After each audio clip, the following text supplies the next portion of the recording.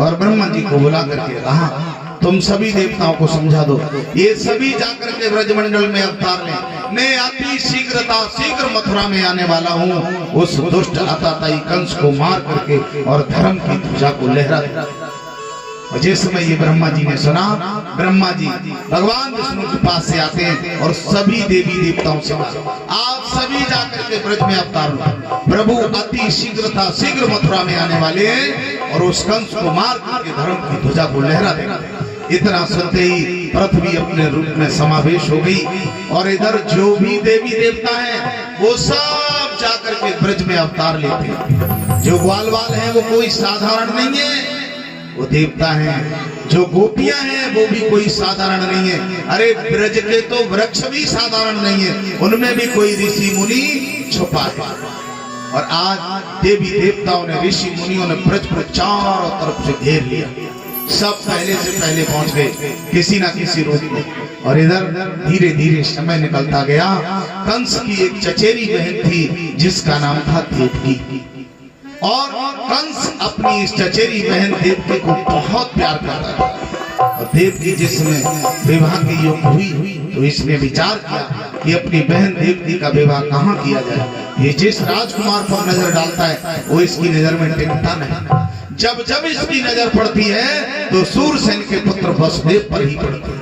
ये विचार करता है वसुदेव के साथ में विवाह किया जाए, जबकि वसुदेव की 6 शादियां हो चुकी। और आज इसने देवकी का विवाह भी वसुदेव के साथ में तय कर दिया। और देवकी का विवाह जिस समय वसुदेव के साथ में तय होता है, वसुदेव यथा समय बारात लेकर के आते हैं। और कंस के यहाँ मथुरा में जिस समय बारात आती है, कंस ने वैदिक रीति से बहुत सुंदर वसुदेव के साथ में देवकी का पाण गृह संस्कार किया। और जिस समय देवकी का पाण गृह संस्कार हुआ, बहुत सारा इसने दहेज दिया।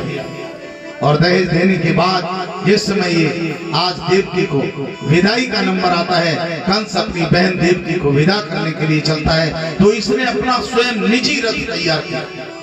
और रथ तैयार करके और बड़े आदर सम्मान के साथ में ये बहन को विदा करने के लिए जा रहा है। आगे आगे वसुदेव जी का रथ है और पीछे पीछे कंस का रथ है। कंस अपनी बहन देवकी को विदा करने के लिए चला और बताया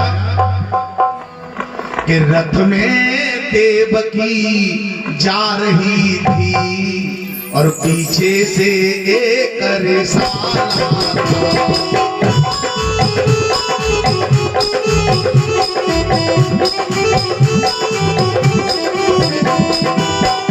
रथ में देवकी जा रही थी, पीछे से एक रिसाला था।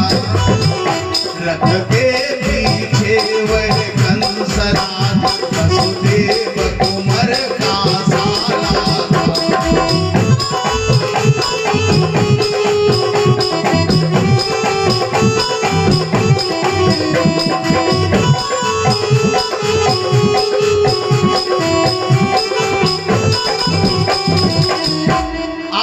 जिसमें कंस अपनी बहन देवकी को विदा करने के लिए चला, वो रथ मथुरापुरी से बाहर निकला ही था।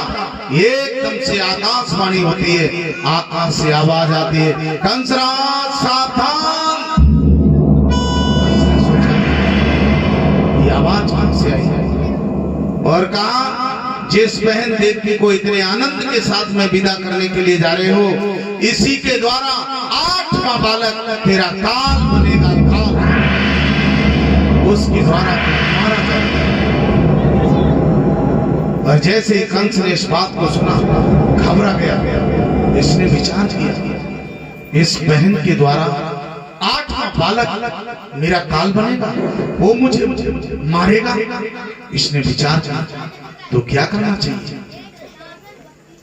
8वें बालक को तो जन्म लेने में बहुत समय लगेगा।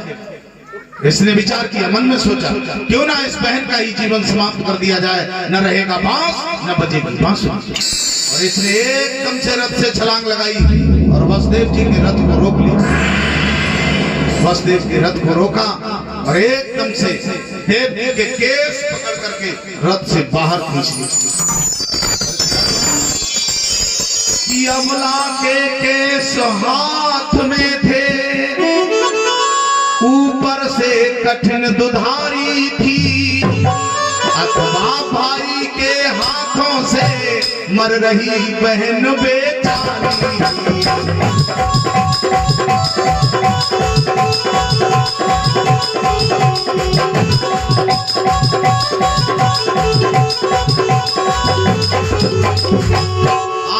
जैसे इसने देवकी के मारने के लिए तलवार को बाहर निकाला और जैसे ही हाथ उठाया मारने के लिए, वसुदेव जी ने एकदम से रथ से छलांग लगा दी और इसकी तलवार को पीछे से पकड़ लिया।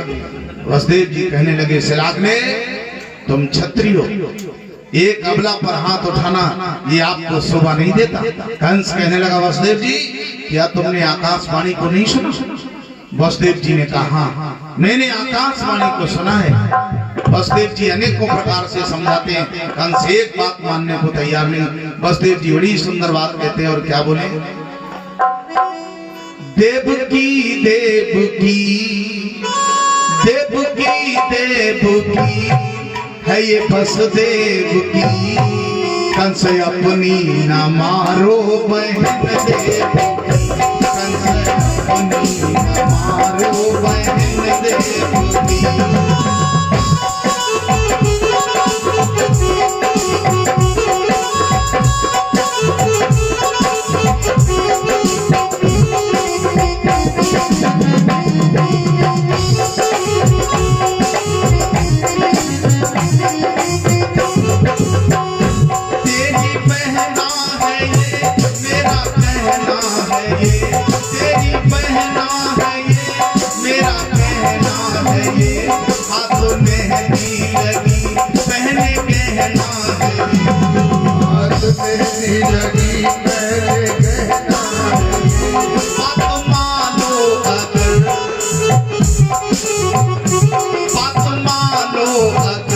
छोड़ दे देवकी, कंस अपनी मारो बहन देवकी, कंस अपनी मारो बहन देवकी, कंस अपनी मारो बहन देवकी।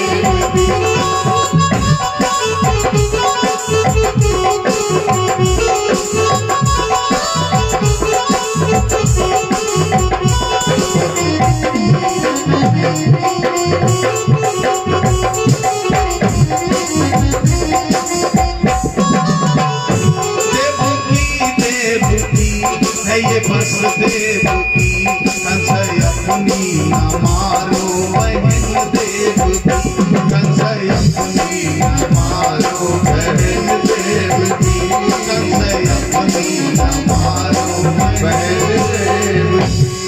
जिसने कहा ये तुम्हारी बहन है, अभी इसके मांग का सिंदूर फीका नहीं पड़ा है, हाथ की मेहंदी फीकी नहीं पड़ी है, पैर का मावर फीका नहीं पड़ा, इसने अपनी ससुराल का कोई सुख नहीं जाना और इसे तुम मारने जा रहे हो। ये निर्दोष, इसका कोई दोष नहीं। कहने लगा, इसका दोष तो नहीं है, लेकिन इसके द्वारा होने वाली संतान मेरा काल बनेगी, इसलिए मैं इसे जिंदा नहीं छोड़ सकता। वसुदेव जी ने कहा, तो फिर मेरी एक बात सुनो, ये बताओ तुम्हें देवकी से तो डर नहीं है? बोला, देवकी से हमें कोई डर। कहा, इसकी संतान से डर है? बोला, हाँ। तो कहा, मैं तुम्हें वचन देता हूँ, इसके द्वारा जो भी संतान जन्म लेगी मैं ला करके आपको सौंप दूंगा, फिर आप चाहे जो कुछ कर। कहने लगा, वसुदेव इस बात को आप बदल तो नहीं जाएंगे? बोला, अंतिम समय तक नहीं। तो इसने कहा, हमें आपकी बात पर भरोसा है और मैं देवकी को छोड़ता हूँ। आज देवकी को छोड़ दिया, लेकिन वसुदेव से कहा, आप अपने घर के लिए नहीं जा सकते। वसुदेव बटेश्वर के रहने वाले थे, आगरा जिला में वाह तहसील में बटेश्वर पड़ता है। इसने कहा, अब आप आगरा नहीं जाएंगे, अब आप हमारे साथ मथुरा चला। बारात को वापस कर दिया, वसुदेव और देवकी को वापस मथुरा में ला। वसुदेव देवकी को ला करके इसने कारागृह में बंद कर दिया, तुम यहाँ रहो। और वसुदेव और देवकी कारागृह में रह रहे हैं। बोले भक्तवत्सल भगवान की जय हो। और धीरे धीरे समय निकला। समय आने पर देवकी ने गर्भ धारण किया और जिस समय देवकी ने प्रथम बच्चे को जन्म दिया और जिस समय वसुदेव को पता चला, वसुदेव ने देवकी से कहा, देवी ये बालक मुझे दो, मैं इसे कंस के पास पहुंचाऊंगा। देवकी रो गई, देवकी घबरा गई, छटपटाने लगी, कहने लगी, महाराज ठहरो, ये तो मेरा प्रथम बालक है, मेरे भाई को इससे कोई डर नहीं, मैं इस बच्चे को नहीं दूंगा। वसुदेव ने कहा, नहीं, मैंने वचन दिया है और मैं इस बच्चे को जरूर लेकर के जाऊंगा। वसुदेव ने देवकी की गोद से उस बच्चे को छीन लिया, मासूम बालक को लेकर के, और वसुदेव कंस के दरबार में पधारे। जिस समय कंस के दरबार में पधारे, वो मासूम बच्चा कंस के सामने लेटा दिया, ये देवकी का प्रथम बालक। कंस ने जैसे ही देखा बहुत खुश हुआ। वसुदेव, हमें आपकी बात पर पूरा विश्वास था, आप अपने वचन को पूरा करेंगे, इस बालक से हमें कोई डर नहीं, आप इस बच्चे को ले जाएं और देवकी का 8वां बालक मुझे लाकर के दो। और जैसे ही इतना कहा, देवता घबरा गए। देवताओं ने कहा, ये क्या हुआ? कंस ने तो प्रथम बालक को छोड़ दिया, अगर ये बच्चे को मारेगा नहीं तो पाप का घड़ा जल्दी नहीं भरेगा, इससे तो जितनी जल्दी हो उतना अधिक पाप करवाया जाए, ये उतनी ही जल्दी मर जाएगा। मालूम है, किसी व्यक्ति ने कहा है, पापी के मारने को अस्त्र नहीं चाहिए, पापी के मारने को अस्त्र नहीं चाहिए, पाप ही काफी है पापी के मिटाने को, उसका पाप उसे मिटा देता है। आज देवताओं ने एकदम से ऋषि नारद से कहा, ऋषिराज शीघ्रता करो। कंस ने उस बच्चे को छोड़ दिया, वसुदेव वापस लिए जा रहे हैं, इस दुष्ट से जल्दी पाप कराओ, ये जल्दी से जल्दी मारा जाए। ऋषि नारद ने बीड़ा उठाया, नारायण नारायण। ऋषि नारद कंस के दरबार में प्रवेश करना चाहते हैं और वसुदेव जी निकलना चाहते हैं। ऋषि नारद अंदर प्रवेश करते हैं, वसुदेव जी बाहर जाते हैं। ऋषि नारद जैसे कंस के दरबार में पधारे, एकदम से खड़ा हो गया, आइए महाराज, आइए आइए, स्वागत है।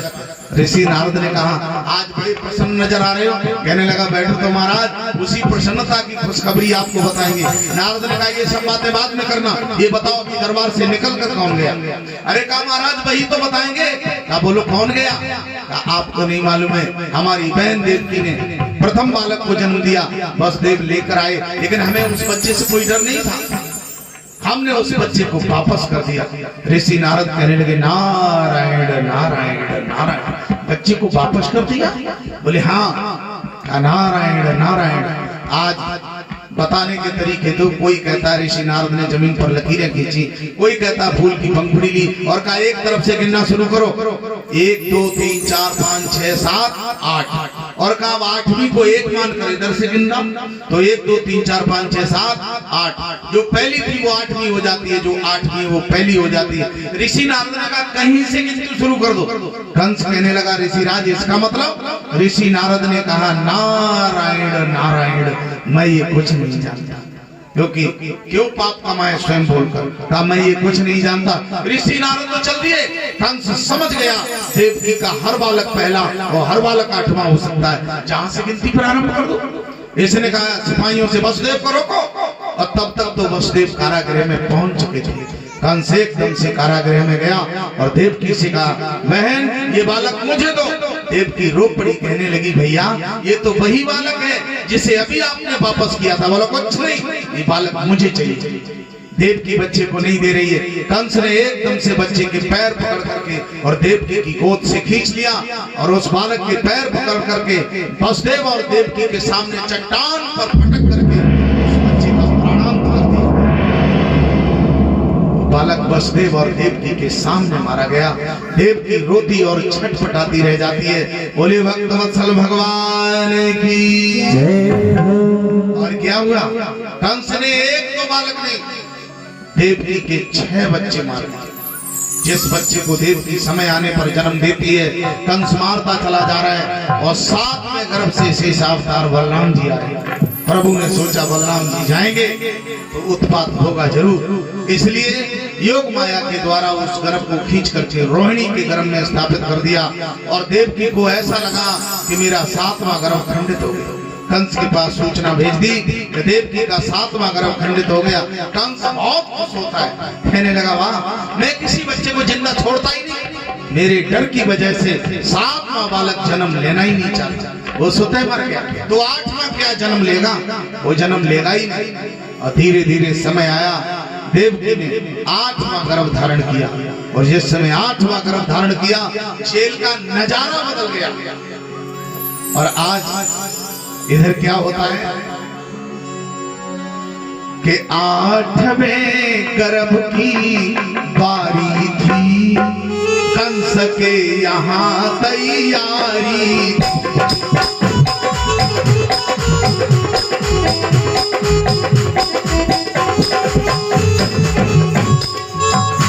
8वें गर्भ की बारी थी, कंस के यहाँ तैयारी थी। राजा था पहरेदारी में, और जेल में बहन बिचारी।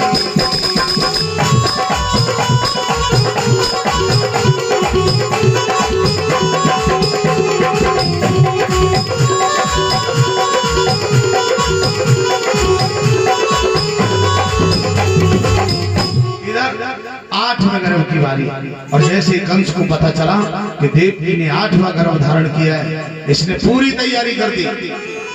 डबल पहरेदार, और वसुदेव और देवकी को हथकड़ी बेड़ियां पहना दी, डबल ताले लगा दिए, डबल पहरेदार बैठा दिए, और पहरेदारों से कहा सावधान रहने की जरूरत है, दिन हो या रात, जिस समय बच्चे का जन्म हो तुरंत मुझे सूचना देनी है।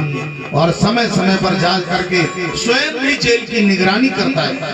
और धीरे धीरे समय निकलता जा रहा है, और इधर जिस समय प्रसव का समय पूरा होता है, और इधर क्या हुआ,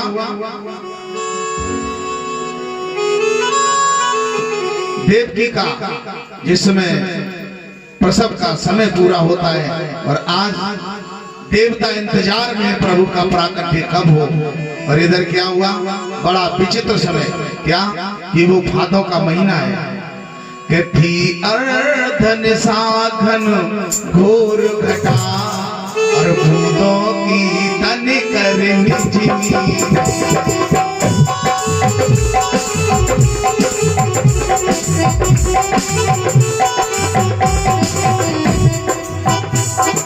अर्धन साघन घोर घटा, भूतों की तन कर श्रोता गढ़ संसार खोज, भादों की जन्म अष्टमी।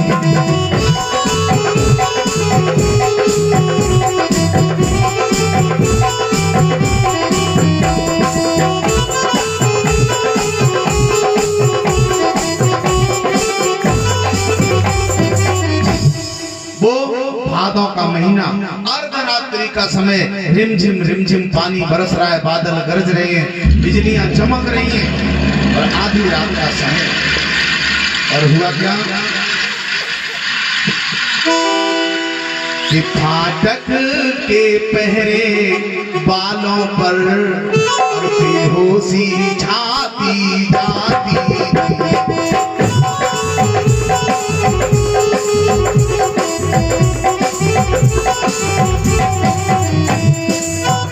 फाटक के पहरे बालों पर, बेहोशी छाती जाती थी। पूरब से निशान सजती, मुझको निकलती राती।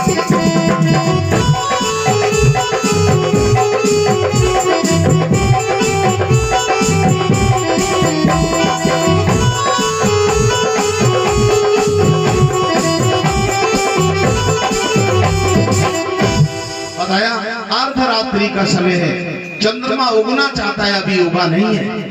और बताया कि जिस समय वसुदेव और देवकी जेल में बंद है, हथकड़ियां बीड़ियां पड़ी हुई हैं, देवकी को उदर में प्रसव का दर्द होता है, देवकी घबरा गई, छटपटा गई, वसुदेव से कहने लगी, ना कोई उपाय करो, मैं बहुत परेशान हूँ। वसुदेव कहने लगे, देवी क्या कर सकते हैं, हथकड़ी बेड़ियां पड़ी हैं, हमारा कोई चारा नहीं है। और देवकी प्रभु को याद करती है, और तब तक हुआ क्या, जेल की दीवार पर एक प्रकाश हुआ, और वो प्रकाश धीरे धीरे बढ़ने लगा, और वो प्रकाश बढ़ते बढ़ते एकदम से नौजवान की आकृति में बदल गया। शंख चक्र गदा पद्म आजान बाहु और उसी के नीचे लिखा था अहम ब्रह्मास्मि।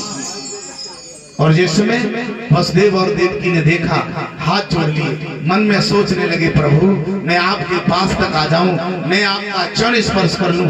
और जैसे ये सोचा प्रभु समझ गए अगर इस तरह से मैं इनके पास में चला जाऊंगा तो ये मुझे अपना बालक नहीं मानेंगे। वो चित्र एकदम से गायब हो गया और झील में अंधकार छा गया। वसुदेव कहने लगे देवी आपने कुछ देखा? देवकी कहने लगी नाथ जीवन में ऐसा कभी नहीं देखा, बड़ा अजीब दृश्य था। इतना कहना ही था कि देवकी के उदर में प्रसव का दर्द होने लगा। और इधर क्या हुआ? अब प्रभु का प्राकट्य होने वाला है। सभी लोग बड़े प्रेम से बुलाएंगे प्रभु को, बुलाएंगे ना? हाँ बड़े प्रेम से सभी लोग बुलाएंगे।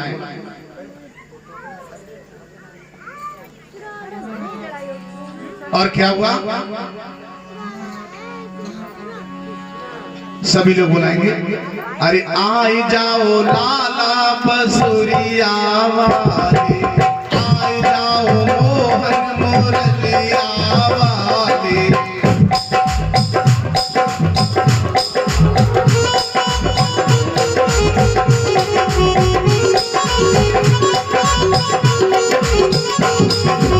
आई जाओ मोहन मुरलिया वाले, आई जाओ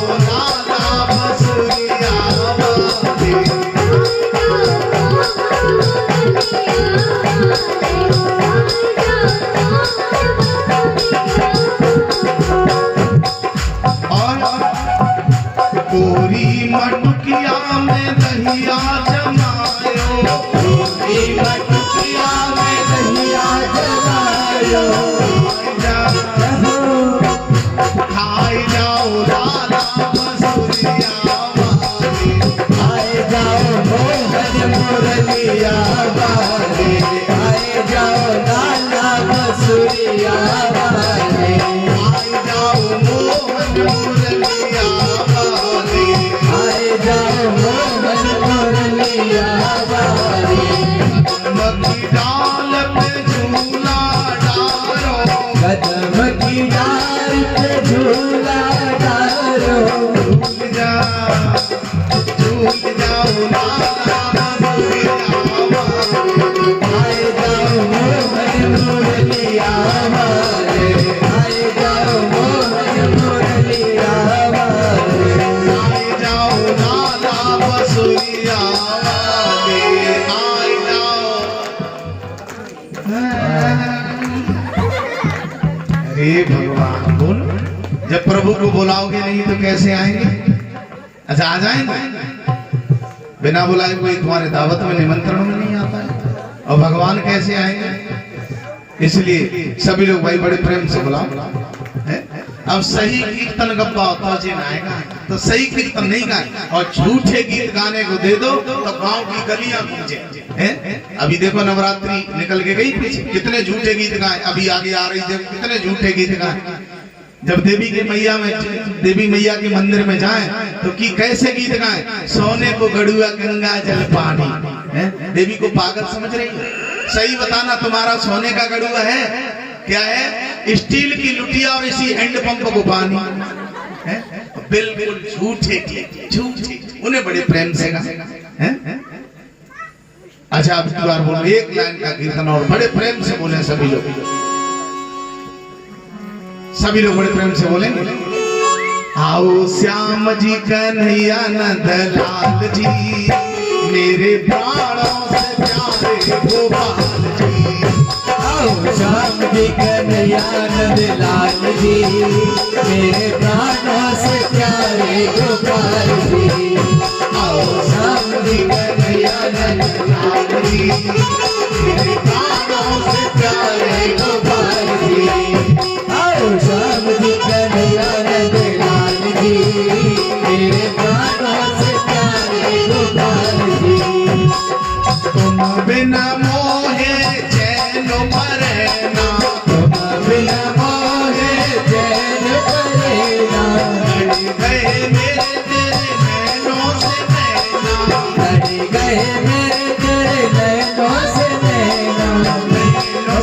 नैना तेरे नैनों से नैना, नैनों से नैना तेरे नैनों से नैना। श्याम जी कन्हैया नंद लाल जी मेरे प्राणों से प्यारे गोपाल जी। श्याम जी कन्हैया नंद लाल जी मेरे प्राणों से प्यारे गोपाल जी। श्याम जी कन्हैया नंद लाल जी मेरे प्राणों से प्यारे गोपाल जी। अब की बार आपने कीर्तन गाया, भले धीरे से गाया, प्रभु तक आवाज पहुंची। मैंने कहा प्रभु आ जाओ, आपका बेसब्री से आनंद विहार में इंतजार हो रहा है। प्राकट्य ले लो, अवतार ले लो और बताएं भगवान कन्हैया ने क्या कहा, बताते हैं। भगवान कन्हैया ने कहा आप क्या कह रहे हो? मैंने कहा प्रभु आ जाओ, अवतार ले लो आनंद विहार में। कहने लगे नहीं मैं नहीं आने वाला। मैंने कहा ये क्या हुआ, क्यों नहीं आओगे? बोले यूं नहीं आएंगे, मेरी बात सुन लो, अब नहीं आने वाला। मैंने कहा तब तो बड़ा गड़बड़ हो जाएगा, यहाँ रात में लोग बैठे हुए इंतजार कर रहे हैं। कहा सुनो मैं इसलिए नहीं आऊंगा, यूं नहीं आऊंगा। मैंने कहा क्यों नहीं आओगे? आप सुन लीजिए क्यों नहीं आएंगे। और यूं बोले कृष्ण मुरारी भारत में कैसे यूं बोले कृष्ण मुरारी भारत में कैसे आऊं। यूं बोले कृष्ण मुरारी भारत में कैसे आऊं। भारत में कैसे आऊं, कलयुग में कैसे आऊं।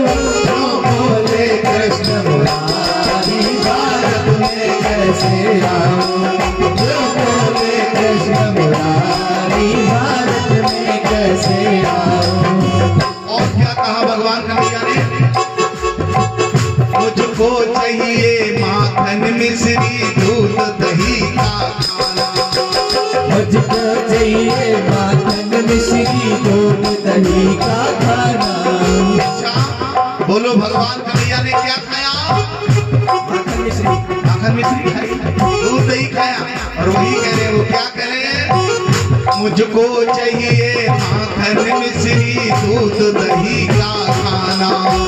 मुझको चाहिए माखन मिश्री दूध दही का खाना।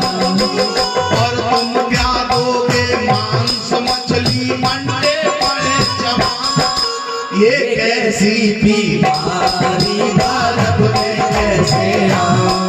जो बोले कृष्ण मुरारी भारत में कैसे आऊं।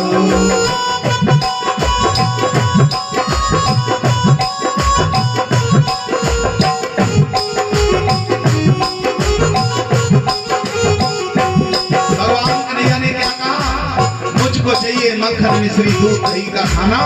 और तुम क्या दोगे? मांस मछली अंडे पड़े जवाना। तुम्हारे देश में टीवी से प्रचार हो रहा है, संडे हो या मंडे रोज खाओ। अंडे बोलो भगवान कन्हैया आएंगे? कभी नहीं। बोले हम क्या करेंगे आकर? तुम्हारे देश की हालत बदल गई। हमने कहा घबराओ नहीं, रामदेव जी मौजूद है, गाय का दूध पिलाएंगे। बोले नहीं अब नहीं मिला। और सुन लीजिए, बताओ भगवान कन्हैया कैसे आए और क्या बोले भगवान कन्हैया? सुनो, मुझको चाहिए लाखों गऊ में मेरा काम चलाना। मुझको चाहिए लाखों गऊ में मेरा काम चलाना। मुझको चाहिए लाखों गऊ में मेरा काम चलाना। और यहाँ कुत्ते को संग में लेकर बड़े टहलने जाना। पुरुष हो या नारी भारत में कैसे आऊं। जो बोले कृष्ण मुरारी भारत में कैसे आऊं।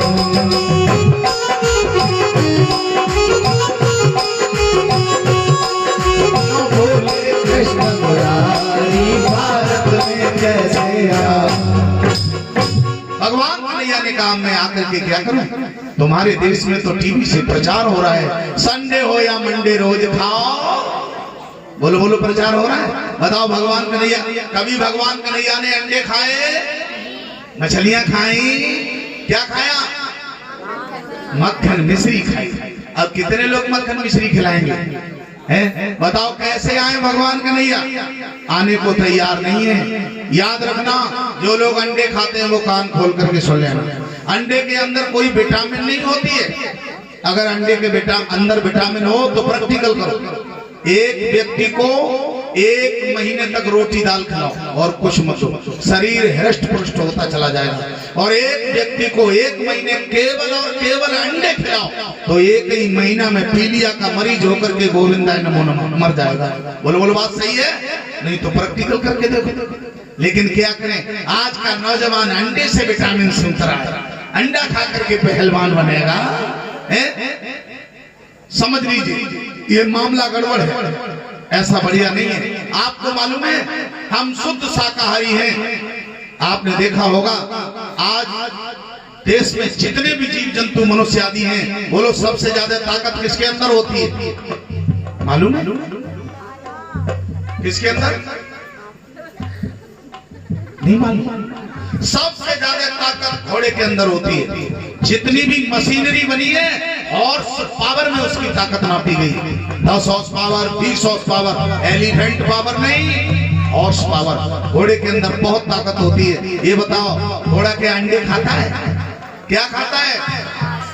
घास खाता है, चने की दाल खाता है, चना खाता है। अच्छा, इतने नौजवान कथा पंडाल में बैठे हैं, अगर कोई नौजवान हो जो 7 दिन में 2 किलो चना या 2 किलो बेसन खा लेता हो तो हाथ उठाओ। है कोई? अंडे से विटामिन मिलेगा, अंडा खा के पहलवान बनेगा। चने के बेसन में मिलावट, वो असली मिल नहीं रहा है, अंडा सा पहलवान बनेगा। हमारे ऋषियों ने कहा खाओगे चने तो रहोगे बने। चने में अपार शक्ति होती है, लेकिन नहीं मिल रहा है, नहीं मिल रहा। अंडा खा करके पहलवान बनेगा। देश का कल्याण कैसे होगा? कैसे हो? हमारे देश में गाय भैंस का दूध पिया जाता था। हमारे देश के संतों के आश्रम पर गौएं पाली जाती थी, संत गाय का दूध पीते थे। आज का संत गाय का दूध नहीं पीता है। आज का संत मालूम किसका दूध पीता है? आज का संत नशेड़ी हो गया और वो चिलम का दूध पीता है। वो चिलम का दूध पीने लगा, वो गाय भैंस का दूध नहीं पीता। बोलो भगवान का नैया आकर के क्या करें? ये तुम्हारे यहाँ ढाई घाट का जो मेला लगता है इस समय कलपास चल रहा है, रामनगरिया लगी हुई है। यहाँ 15 दिन के लिए हम कथा कहने जाते थे और हम इस रामनगरिया के मेले में कथा कह रहे हैं। तो कथा के बाद हम लोग टहलने के लिए निकले तो गंगा के तट पर घूमते हुए आ रहे थे, तो संतों की जमात लगी हुई थी, धूना जल रहा था। उनमें से कुछ संत बोले महाराज इधर आ जाओ। हमने सोचा कोई बात करेंगे, हम चले गए। हमने कहा बताओ महाराज का, बैठ जाओ। हम बैठ गए। बताइए महाराज। वहां चिलम चल रही थी कि लो महाराज दम लगा। मैंने कहा भैया मैं नहीं पीता, इसमें गांजा है। अरे नहीं, तुम क्या जानो? एक संत बोला गांजा नहीं हवा है और भजन करने की। हमने कहा ये भजन करने की दवा है। जब गांजे का नशा हो जाता गर्दन सीधी नहीं होती। मैंने कहा भले आदमी मैं नहीं पीता, करे पी लो। मैंने कहा नहीं। एक संत कहने लगा तुम्हें नहीं मालूम है इसमें गांजा नहीं निरंजन, गांजा नहीं निरंजन है, आंख का अंजन और कलेजे का मंजन। हमने कहा भले आदमी ये कलेजे का मंजन है। चिलम पीने वाले की हथेली में ऐसा दाग लगता है जो किसी साबुन से साफ नहीं होता, अंदर आंतों की क्या दशा होगी। मैंने कहा भैया मैं ये नहीं पीता। हमने कहा हम तो चलेंगे। एक संत बोला महाराज इसकी पावर मालूम है? मैंने कहा इसमें भी पावर होती है। क्या हॉर्स पावर की है ये? एक कहने लगा बताएं। मैंने कहा बताओ। चिलम चत्ता फूंक दे दिल्ली और कलकत्ता। मैंने कहा भले आदमी इसमें इतनी पावर है? हमने कहा अगर इसमें इतनी पावर है तो अभी कारगिल का युद्ध चला, उधर को इसे कुआं बॉर्डर पे रख देते, हमारे तमाम नौजवान मारे गए देश की, क्या जरूरत थी? मैंने कहा भैया कुछ भी हो मैं नहीं पीता। और जब मैं चलने लगा तो एक संत उनमें से खड़ा हुआ जा रहे हो। मैंने कहा महाराज जा रहे मैं चिलम नहीं पी सकता। कहने लगा तो मेरी अंतिम बात सुनते जाओ। उसने ऐसा मंत्र लगाया, हमने तो काट दिया, आज का नौजवान नहीं काट पाएगा उसका मंत्र। मालूम उसने क्या कहा? सुनिए महाराज, जिसने न पी गांजे की कली और उस लड़के से लड़की भली। मैंने कहा महाराज चाहे आज ही लड़की बन जाऊं लेकिन तुम्हारी चिलम। बताओ नशेड़ी ऐसे तो मंत्र लगाते हैं देश को बर्बाद करने के लिए। नशेड़ी साधु महात्माओं के पास में कभी नहीं बैठना चाहिए, ये तुम्हारे जीवन को बर्बाद कर देंगे, तुम्हारी संतानों को बिगाड़ देंगे। याद रखिए। इसलिए भगवान का भजन करो, शुद्ध शाकाहारी बन जाओ। क्या करें आज के नौजवान, आज तुम लोग भी जितने बैठे हो, कितने लोग हैं जो गाय का दूध पीना पसंद करते हैं? जरा हाथ ऊंचा करना। बहुत बहुत धन्यवाद, आपके लिए जोरदार तालियां।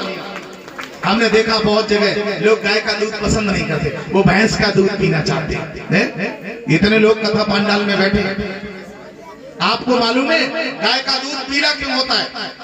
कथाएं बहुत सुनी होंगी, अगर मालूम हो तो हाथ ऊंचा करो। गाय का दूध पीला क्यों होता है? नहीं मालूम है। गाय के घी और दूध में कैरोटीन की मात्रा सबसे अधिक होती है। गाय सूर्य की किरणों से स्वर्ण भस्म को खींचती है, इसलिए गाय का घी और दूध पीला होता है। गाय के घी और दूध में अपार शक्ति और बुद्धि होती है, लेकिन तुम गाय का दूध पसंद नहीं करते, तुम्हें भैंस का अच्छा लगता है। भैंस के दूध में कोई शक्ति और बुद्धि नहीं होती। प्रैक्टिकल कर लेना, मेरी बात को मानना मत, प्रैक्टिकल कर लेना। गाय का बच्चा चाहे 3 दिन का हो चाहे 3 महीने का, 60 गाय के बीच में उसकी मां को बांध देना और दूर से उसे छोड़ देना। गाय का बच्चा ठीक अपनी मां के पास जाएगा और स्तनपान करेगा। और भैंस का बच्चा चाहे 6 महीने का हो, और जब तुम भैंस का दूध निकालने को जाओ और जब बच्चे को खूंटे में से खोलो, अगर मालिक सामने पड़ जाए, तुम सामने पड़ जाओ, तब तुम्ही में टक्कर मारे, तब तुम्ही में टक्कर मारे। ये होसे ही नहीं होसे, ये मेरी माँ है कि मालिक सामने पड़ गया तो मालिक में ही टक्कर मार रहा है। याद रखिए, इसलिए भैंस के दूध में कोई शक्ति और बुद्धि नहीं होती। गाय के घी और दूध में अपार शक्ति और बुद्धि होती है, इसलिए भगवान कन्हैया ने गौओं का पालन किया है। और आज तुम्हारे देश में कुतिया के पिल्ला पाले जा रहे हैं। अरे धिक्कार है, कुतिया के पिल्ला, और वो भी कुतिया के पिल्ला कैसे पाले?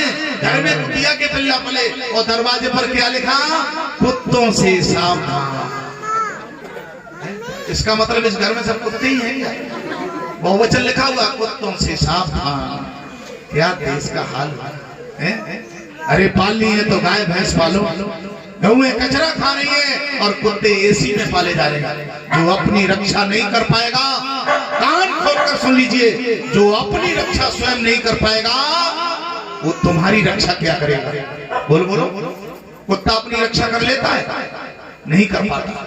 वो तुम पर डिपेंड है, वो तुमसे रोटी चाहता है, तुम्हारी शरण चाहता है। अगर कुत्ते में बल है तो एकांत में छोड़ दो, तुम चले आओ, तुम्हारे पीछे ही भाग खड़ा होगा। अगर वहां कोई पिल्ला भी भौंक कर दे तो 1 मिनट नहीं रुकेगा, भाग जाएगा वहां से, तुम्हारे पीछे भागेगा। वो तुम्हारी शरण चाहता है, और इस देश का अंधा आदमी कुत्ते की शरण चाहता है।